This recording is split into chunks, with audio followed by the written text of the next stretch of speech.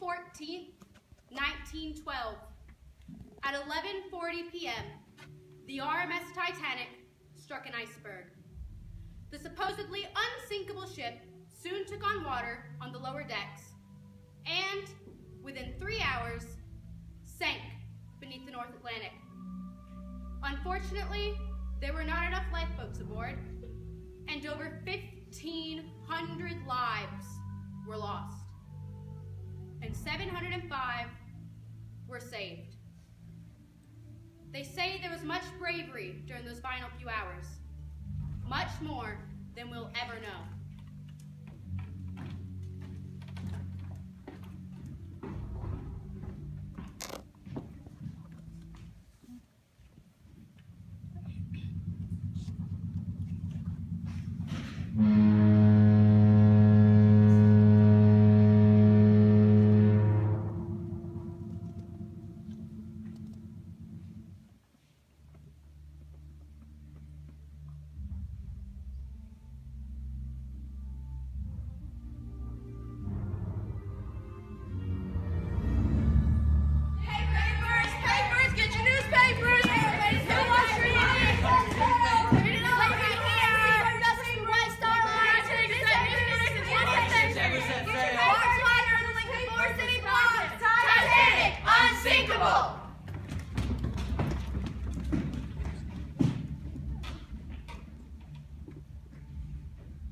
I cannot imagine any condition that would cause a ship to founder. Modern shipbuilding has gone far beyond that. Edward Smith, senior officer of the White Star Line and captain of the Titanic.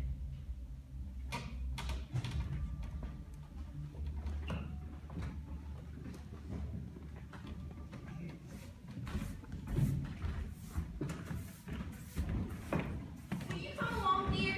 Oh, Mother, listen to this. The ship measures 882 feet in length and can carry a total of over 3,500 passengers. There must be someone who can help us. There are several facilities, including 2 barber shops, Mom, several cafes, a Turkish bath, and a gymnasium. Our cab must be one of the upper decks. The links used to hold the anchor are so big that one link, are you listening? One link is 175 pounds! This ship is huge!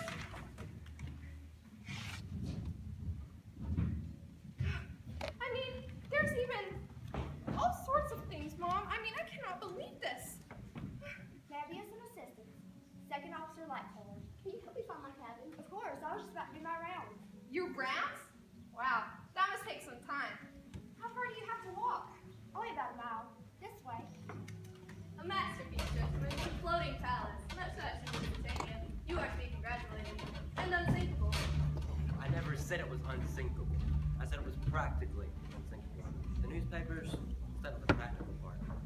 Thomas Andrews built the Titanic. We had to compete with the Cunard line, especially after they launched the Lusitania. So we thought our ocean line was even larger. Bruce Ismay, managing director of the White Star Line. And old J.P. Morgan himself is part owner. I heard he was supposed to make the main voyage with us, but canceled at the last moment. Yes. Health reasons. Oh well, his loss. We're never getting through all these messages in one day. Only the blasted files can be broken today. Just skipping the messages. What about the incoming messages from other ships? Here to serve the businessmen. The first class passengers first. Then the ship's business, if there's time. Oh look, the new district code here. SOS, whatever that means. Hi, the starboard! Watch your port out! Engines at quarter speed! Steady as she goes. Well, it is elegant, but so dashed big. I think that's what makes it elegant. And a bit new for me. My word, it still smells of paint. Makes me a bit nauseous. After all, I am. Well, we know you and Mr. Astor are about to be blessed with a new arrival. Dear me, Madeline, you mean but you're only 19 and expecting. She's a grand ship, isn't she? Well, things change too fast for me. Did you know that the 4th funnel is just for show? The 4th what? smokestack. Isn't really needed. My world is a world of old money and old traditions. Well, my husband's made all money, but I'm a new bride. Mrs. John J. Astor. Mama, my husband made his bundle digging for him. Mr. Brown. New money, old silver. Maggie Brown, but she can call me Mama.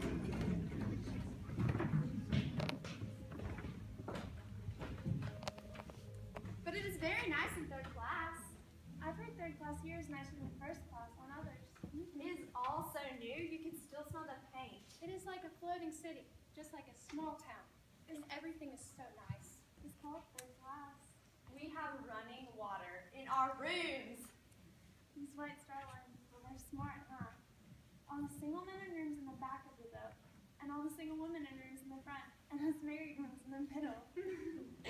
Smart, these people, huh? Such a trip for an 18-year-old girl from Finland, Anna Tertia. My husband Nils immigrated to the United States over a year ago from Sweden. Mrs. Alma Paulson. Me? We also come from Finland and are going to Pittsburgh to be with husband, Maria Panula. Is your brother? Yes, sir! Gentle now. Certainly is cold this evening. Yes, Mr. Burdock, it is cold. Below freezing. We should be up around the ice floes around 11 o'clock. Anything from wireless? Still trying to catch up, I believe. They brought the captain to bed earlier. From the White Star Baltic to Captain Smith. Have had moderate variable winds since leaving. The Greek steamer Athena reports clear, fine weather, but passing large iceberg and ice fields. Wish you the Titanic all success. Not much wind? No, sir. It's a flat calm, as a matter of fact. Good.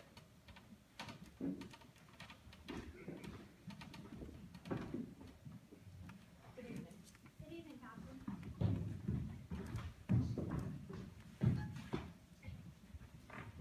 On April 14th, we watched the sunset. It was so lovely, wasn't it? So calm, like the top of the millpool. Yes, it will be beautiful in the morning. Reverend John Harper and Miss Jessie Lynch, my daughter's nursemaid. Chief Officer Wild, Boxhall. just part of the course of movie rounds. Always wearing that doing after the passengers, eh, Boxhall? Part of your call, sir. Making that report? Letter. Personally? Yes. Was there a fire in one of the boiler rooms? All taken care of, sir. Fire in the boiler room. Fancy if the passengers got wind of that. Continue the round, sir. Yes, sir. Just a note to my sister. This may be just a feeling. I don't like this ship. Chief Officer Henry Wild. Who's on watch, sir? First Fleet Roger Lee, I believe. Something you're concerned about, Boxhall. No, sir.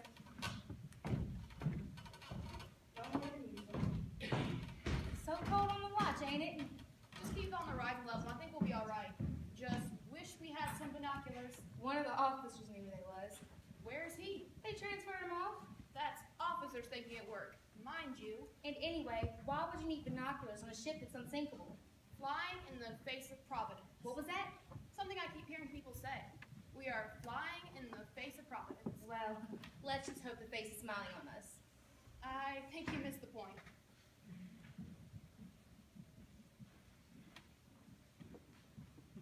Great. That's just great. I've enjoyed myself at Safari in the summer palace by the seashore. Isidore and I have spent a lot of time stressed from Civil War. Oh, Isidore and I are stressed. Nevertheless, I must get back to my exercise regimen. I've been lounging around too long. Colonel Archibald Hurst. Good evening, Mr. Strauss. Mrs. Strauss? Good evening, Ellen. Mr. Strauss, ma'am, Colonel. We're just going for a walk on deck. You be careful, young lady. There's a chill in the air. Yes, ma'am.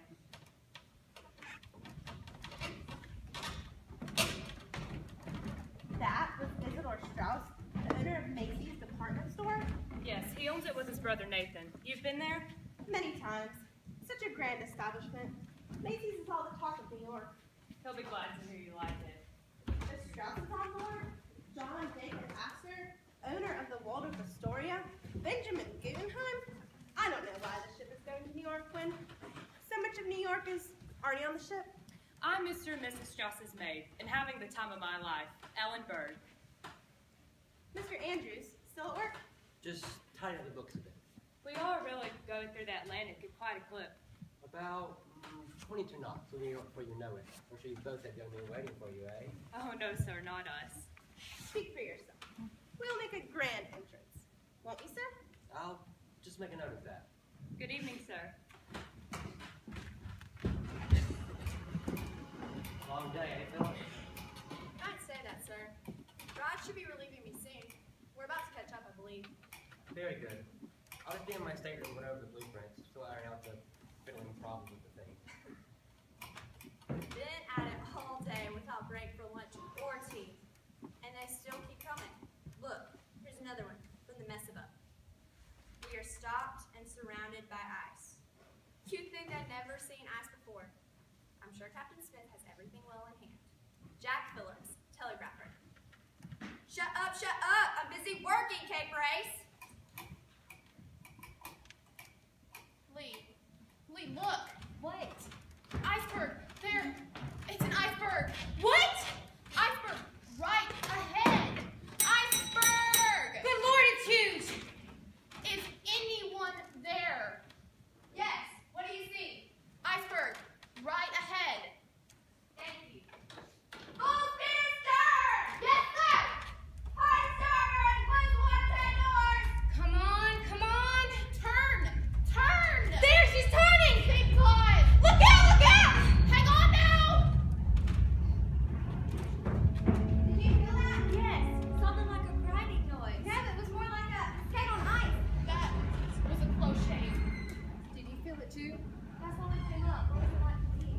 Thought it sounded like a basket of coal would maybe drop on an iron plate. More of a bump on the rock. Have we hit? Iceberg, sir. Are we badly hurt? I have no idea. There, everything's all right. You felt that jolt? Nothing to be alarmed about. I heard a 3-bell sound indicating an iceberg had been seen. The next thing I did was, There's ice all over the deck. no way, you really shouldn't. Really? It's over on the far side. Be great for souvenirs of our trip. Let's get some. Bring me a few small pieces for my drink. Oh, I heard First Officer Murdoch order the closing of the watertight doors and, excuse me, I better. Boxhole! Yes, sir? Inspect the bow and arrest all officers not on duty. Yes, sir. Close the watertight doors. I intended to port around the berth, but she was too close. There was nothing more I could do, sir. All engines stop! All engines stop! Get the ship's carpenter and Andrews. Yes, sir. Mr. Easley. What is it? What is it? We're dropping from Pearland Lane? Hidden iceberg. This is serious. This is to be my last voyage. My last voyage.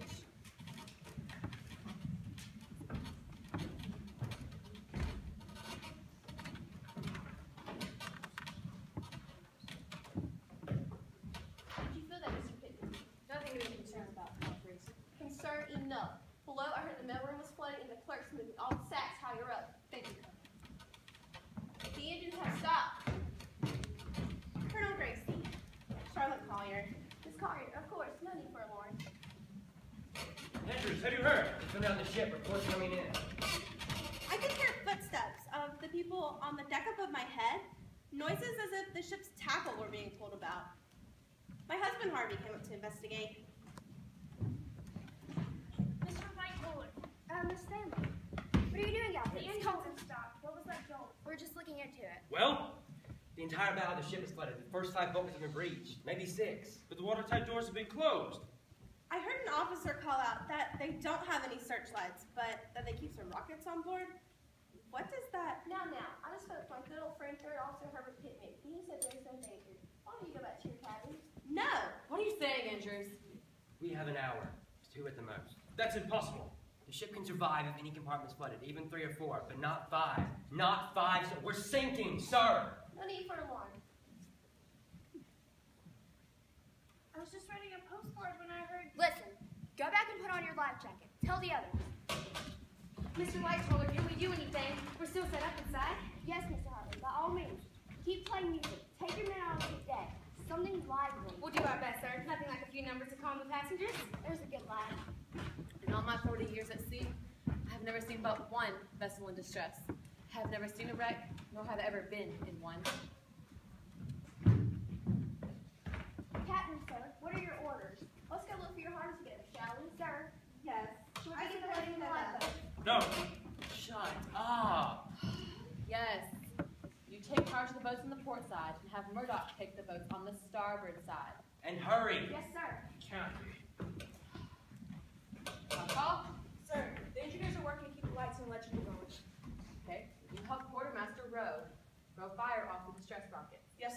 and send the distress signal out over the wireless and keep sending it. Yes, sir.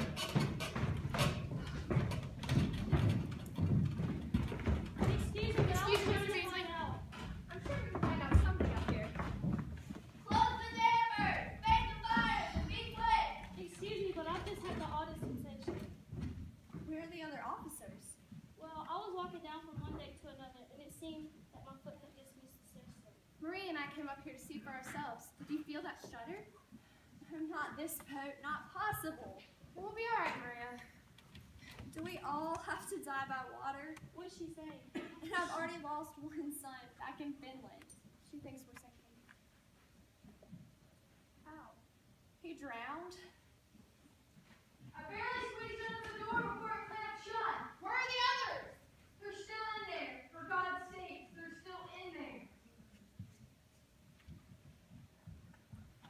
This is just rousting us up for no reason. And out here in the cold. Must be some sort of drill. The ship's orchestra's still playing. You can hear it out here. But to bring us out in this weather, I shall write a letter to the White Star Line about it.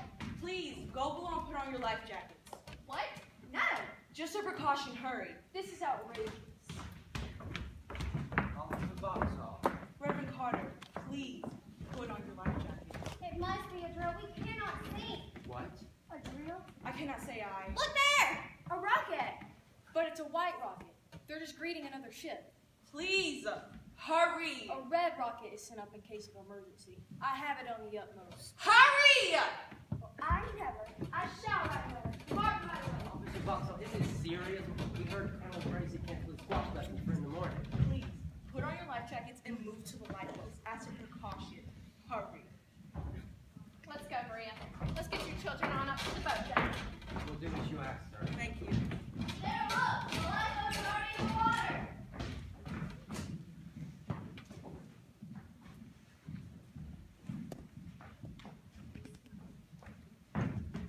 This way. Hurry, into the lifeboats. Let's go, honey. This way. Women and children first. But he's my husband. It will be all right. I'll see you again soon. I'll catch another boat. It'll be okay. Into the lifeboat there. Hurry, this way. Get in. But I'm only a stewardess. Never mind, you're a woman. Take your place.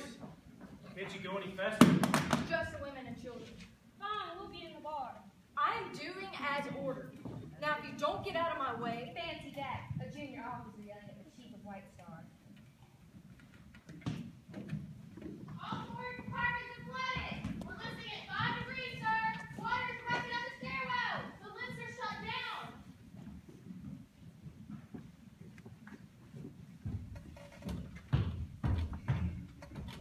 Sir, the wireless and scrapers are fully covered. then they'll be coming fast then? Yes, sir. The older Dawson responded. The Carpathia will be coming hard? Yes. Okay, thank you.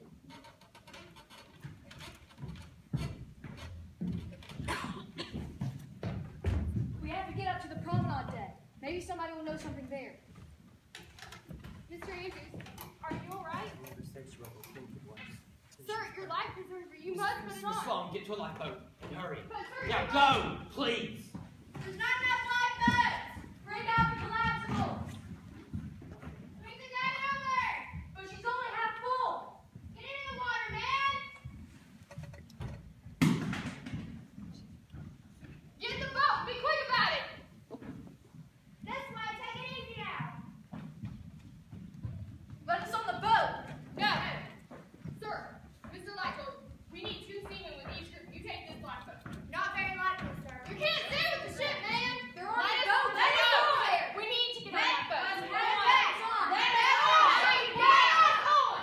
Most of my notes are way back home. There's only a few men to man the boats. Most of you charge at one, but where's Moody? Moody chose to remain behind.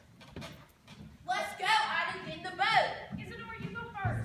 No, I should stay here. Colonel Gracie is. I don't care what Colonel Gracie has said. Please, Mrs. Strauss, get into the boat. We've lived together for many years, and where you go, I go. You better take charge of this boat, Boxall. Their passengers falling overboard. I'll take care of it tomorrow. They're there, Mr. Bumper, now on the other side. We have to get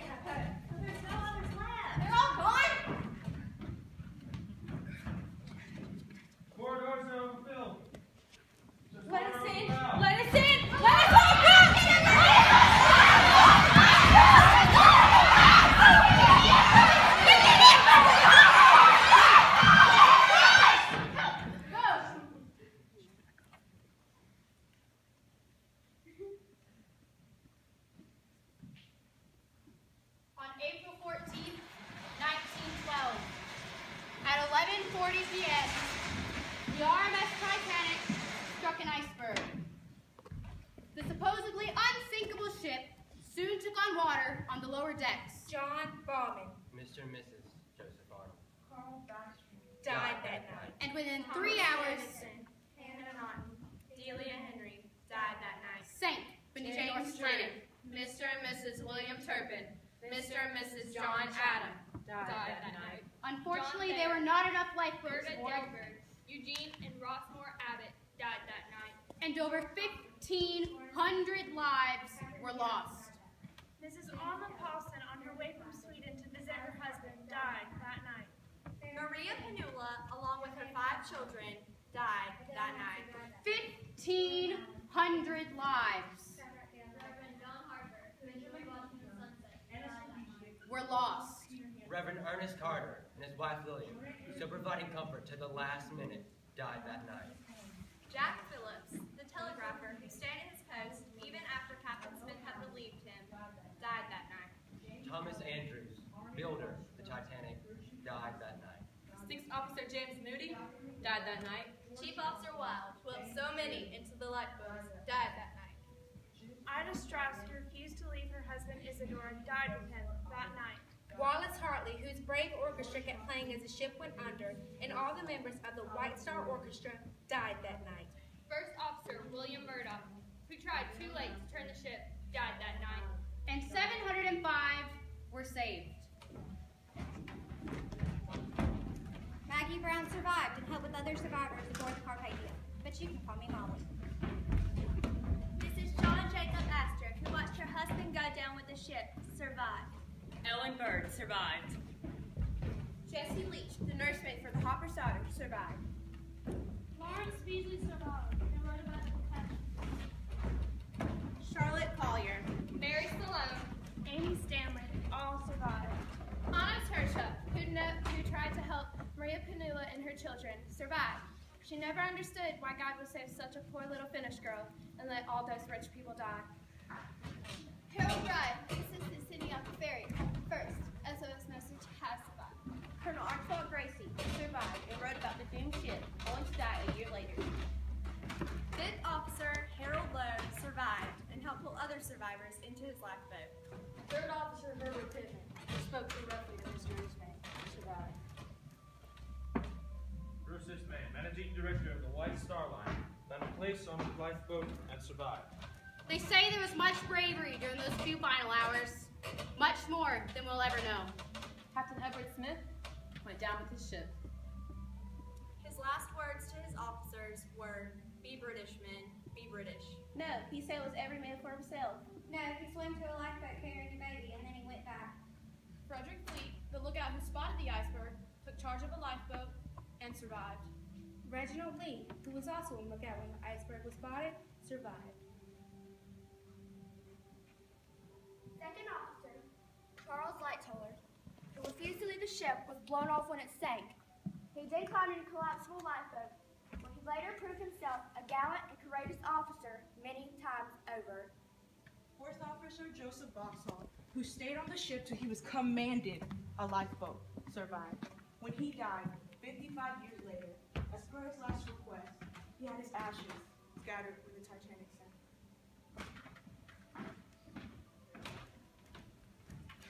Mr. Boxall, Yes, sir? still worried you're not doing enough for the passengers, eh? I never said there was any reason that a ship could be foundered. The ship was very unsinkable. The ship measured 3,500 pounds.